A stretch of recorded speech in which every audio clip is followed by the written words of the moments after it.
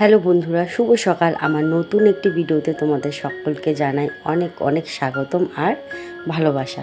তো সবাই কেমন আছো? আশা করছি ভগবানের আশীর্বাদে সবাই খুব ভালো আছো, সুস্থ আছো। আর আমরাও একরকম ভালোই আছি। তো এটা হচ্ছে শুক্রবারের ব্লগ। তো মিঠি তিতলি ঘুমিয়েছিল অনেকটা সময় আর কি, মোটামুটি 9:30টার সময় মেয়েরা ঘুম থেকে উঠলো।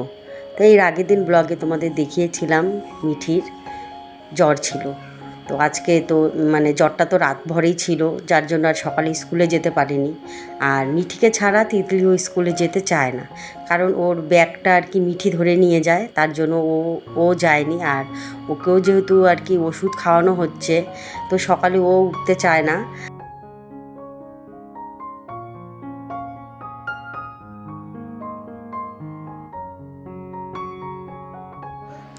সকালে মিঠির পাপা আর আমি খেয়েছিলাম ছাতু। আর তখনই আমি একেবারে ভাত বসিয়ে দিয়েছিলাম, যে বাচ্চাগুলো যখন এখনও ঘুম থেকে উঠছে না, তো ভাতটা বসিয়ে দিই, ওদের উঠলে একবারে ভাত খাইয়ে দেব। তো ভাত আর আলু পটল ঝিরিঝিরি করে কেটে ভাজা করেছিলাম। তো ওর পাপা তো খেয়ে চলে গেছে। তো মেয়েরা তো উঠলো এই এখন মোটামুটি ওই 10টার মতো বাজে। তো দুজনকে এক থালাতে ভাত মেখে নিয়ে তারপর খাওয়াচ্ছি।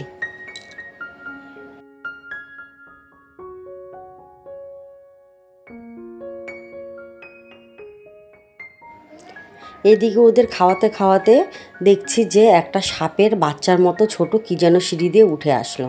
তো মেয়েরা তো খুবই ভয়, তো আমি ওটা দেখেছি, ওটাতে পা ছিল। তো ওটা সাপ না, ওটাকে কি কি বলবো এখন, আমাদের এদিকে আরজিনা এই টাইপের কিছু একটা বলে আর কি আমার মা ওরা। তো সেটাই। তো ওই জুতোর বাক্সটার মধ্যে ঢুকে গেছে। তো তারপর ওদের খাওয়া ততক্ষণ আর কি হয়ে গেছিলো। তো তারপর আমি উঠে ওটা সরিয়ে দেখলাম যে না, কোথাও তো নেই। তারপরে যখন ভিতর থেকে জুতাগুলো বের করছি, তো নিচে ছিল না, ওপরের থাকে উঠে গেছিলো। তো আমার জুতোর আর কি বাক্সটা দেখে কেউ কিছু মাইন্ড করো না, এটা ছিঁড়ে বিড়ে একদম শেষ হয়ে গেছে। তো এটাও আর কি বানাতে দিয়েছি, 2-1 দিনের মধ্যে এটা চলে আসবে। তো সে যাই হোক, পরে দেখলাম যে উপরতলার একটা আর কি জুতোর ভিতর থেকে বের হলো। তারপরে নিচে ওটা ঝাড়ু দিয়ে ফেলে দিলাম। তো সামনে একটা কুকুর ছিল, ও বোধহয় নিয়ে খেয়ে নিয়েছে। তো সকাল সকাল একটি কাণ্ড ঘটে গেল। যাই হোক, তো কালকে রাতে ওই মিঠি আর কি কম্বল গায়ে দিয়েছিল, 2টো কম্বলই একটু একটু গায়ে দিয়েছিল। তো জ্বরটা যেহেতু একটু সময়ের জন্য এসেছিল, পরে আর সেভাবে ছিল না। তো ভাবলাম যে কম্বলগুলো 2 দিন আগে ধুয়েছি, আবার অসুস্থ চলছে, তারপরে আবার ধুতেই হবে। তো ভাবলাম যে জ্বরের শরীরে যখন গায়ে দিয়েছে, তো একটু রোদে দিয়ে দিই। তো এই যে দেখো কম্বলগুলো রোদে দিয়ে দিচ্ছি। আর রোদটা কিন্তু দারুণ একদম উঠেছে, আর গরমও খুব পড়েছে আজকে।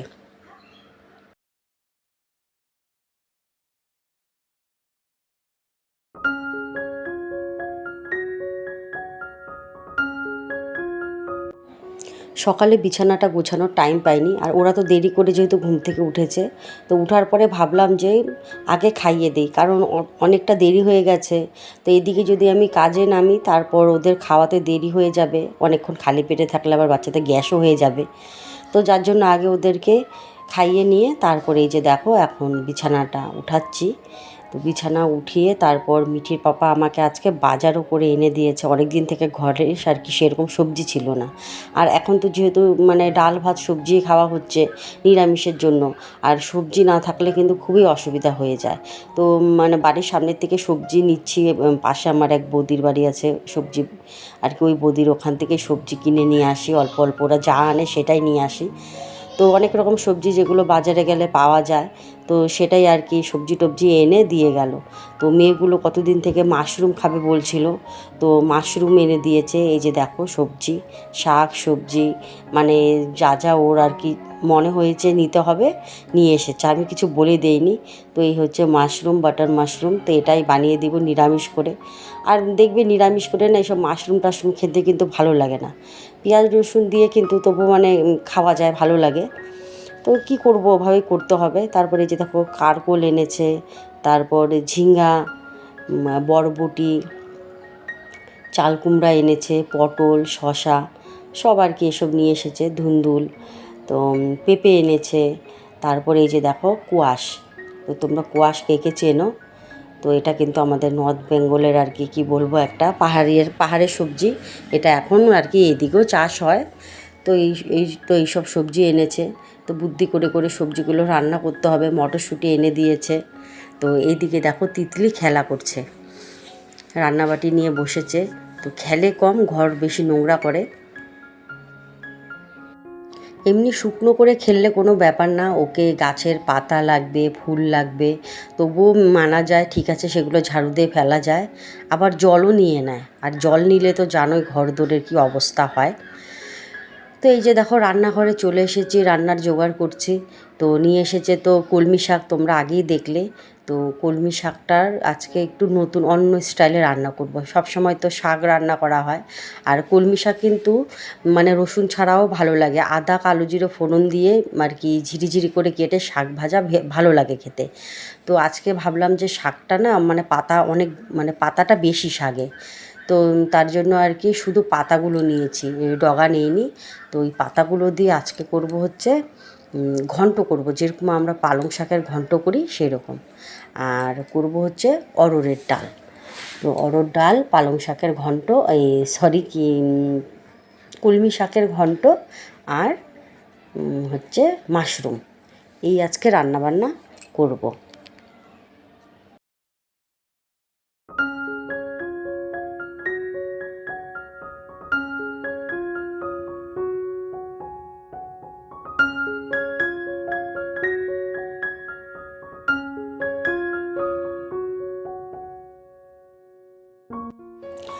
অরহরের ডালটা একটু দেখো শুকনো খোলায় ভেজে নিচ্ছি।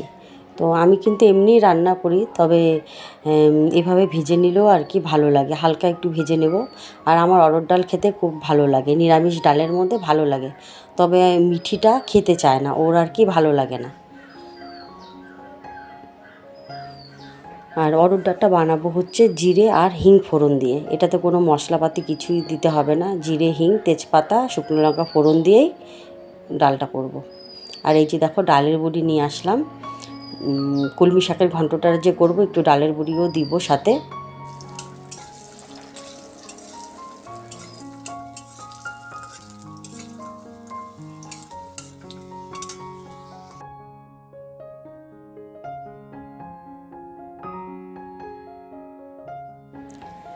সবজির মধ্যে দিয়েছিলাম বেগুন, মিষ্টি কুমড়ো, একটা পটল, অল্প একটু ঝিঙে আর বরবটি, আর পাঁচফোড়ন, শুকনো লঙ্কা, তেজপাতা ফোড়ন, আর সামান্য একটু আদা বাটা দিয়েছিলাম। ভেবেছিলাম যে একটু জিরে গুঁড়ো দিব, তবে ভুলে গেছিলাম জিরে গুঁড়ো দিতে। আর পাতাগুলো না আমি একটু বড় বড় করে কেটে নিয়ে তারপর দিয়েছিলাম। তো এইভাবেই আর কি একদম পালং শাকের মতো ঘন্ট করেছিলাম। আর খেতে কিন্তু ভালো হয়েছিল, মানে বোঝা যায়নি যে এটা কী শাক। মিঠির পাপা তো ধরতেই পারেনি, নিজেই কিন্তু কিনে এনেছে, তবুও ধরতে পারেনি যে এটা কী শাক। আর মানে এইসব শাকের ঘন্ট টন্ট দিয়ে না তবু ভাত খাওয়া যায়, কিন্তু মানে দেখবে পেঁয়াজ রসুন দিয়ে নিরামিষ কিন্তু অনেক দিন পর্যন্ত খাওয়া যায়। আর পেঁয়াজ রসুন না হলেও মুসুর ডালটা যদি থাকে নিরামিষ কিন্তু খেতে অসুবিধা হয় না। আর মুসুর ডাল মানে ছাড়া মুগ ডাল, প্রত্যেক দিন মুগ ডাল, মটর ডাল, এগুলো ডাল কিন্তু প্রত্যেক দিন আর কি ডেলি বেসিসে খাওয়াও যায় না, ভালোও লাগে না খেতে।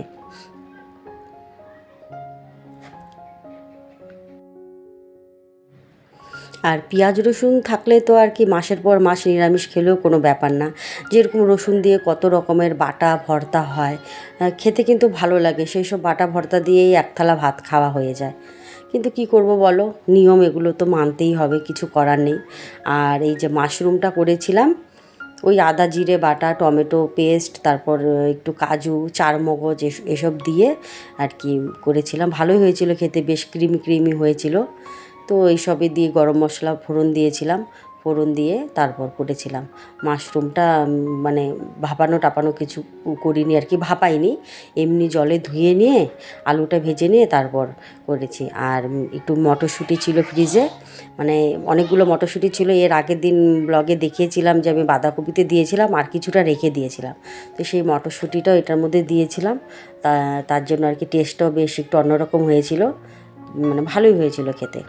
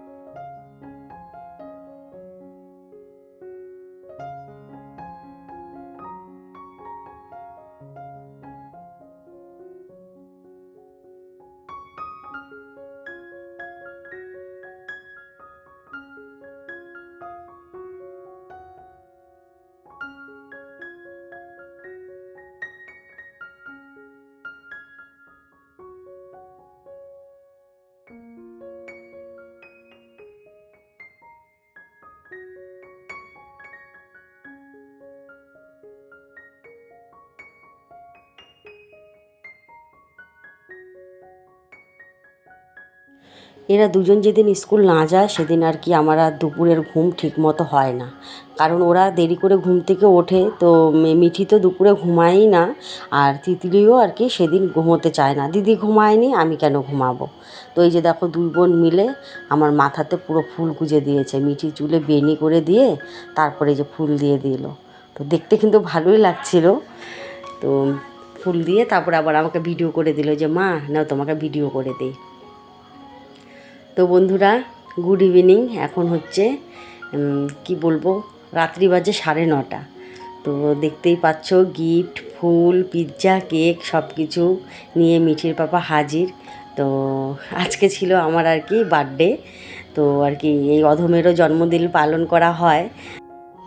তো ওরা দুই বোন আর ওদের পাপা মিলে প্ল্যানিং করে এসব করেছে।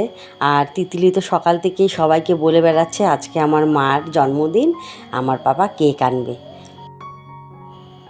আসলে ছোট থেকে কোনো দিনও আর কি আমরা আর কি বার্থডে এসব পালন করিনি। তো এই দিনটার জন্য সেরকম কিছু মনে হয় না। তবে হ্যাঁ, মিঠির পাপা আর কি অনেকবার সেলিব্রেশন করেছে, মিথ্যে কথা বলবো না। আর কি বলো তো, আসলে ও তো থাকে না সব সময়, না ও তো বাইরে থাকে। তো বহু বছর পরে আমাদের একসাথে থাকা আর কি কপালে জুটেছে। যাই হোক, এই দিনটার জন্য মিঠির পাপাকে অনেক অনেক ধন্যবাদ। আর বড়দের জানাই আমার প্রণাম, আর ছোটোদের ভালোবাসা জানিয়ে আজকের ভিডিওটা শেষ করছি। সবাই খুব ভালো থাকো, সুস্থ থাকো। Tata, bye bye, good night.